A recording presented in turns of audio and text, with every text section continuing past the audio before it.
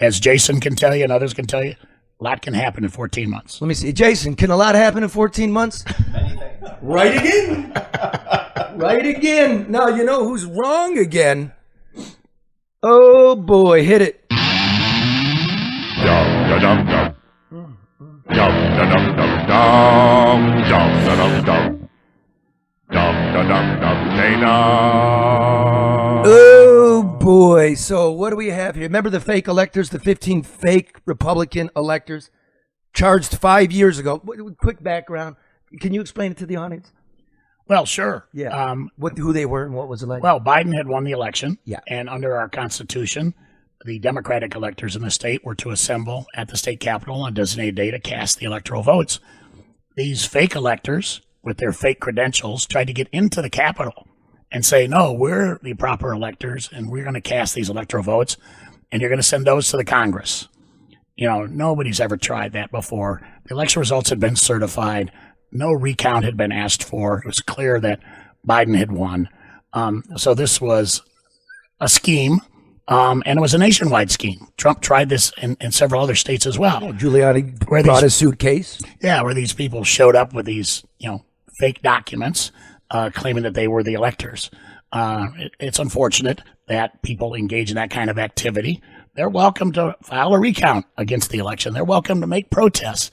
But to fake and claim that you are a duly certified elector, beyond the pale. Beyond the pale. I'm not familiar with the case in terms of the prosecution that was brought, but clearly what they did was wrong.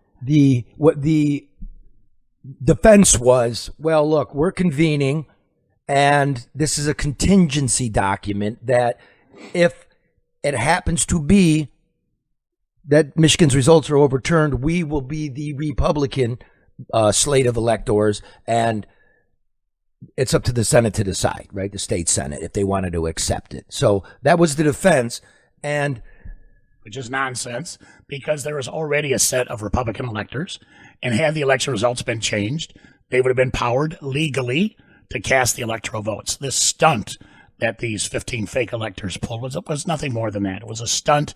It showed disrespect for the process, for the law, and was completely unnecessary. It was wrong. Again, I'm not familiar with the case, aspects of the criminal prosecution. I think I'd agree with you there. I do, but the charges, it was against 8 charges each for 15 people. It's like 120 felonies. And the charges were forgery and fraud. And as a lawyer, you have to show intent to defraud.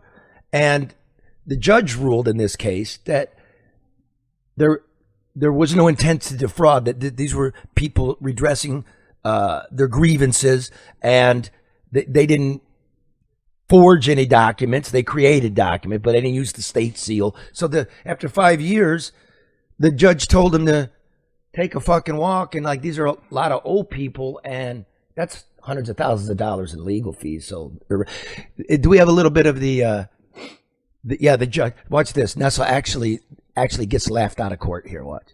They clearly stated that and this was right after, I guess, after the December 14th meeting, where they said they were executing their constitutional right to allow the senators of the state of Michigan to receive an alternate slate, and then the senators could take further action.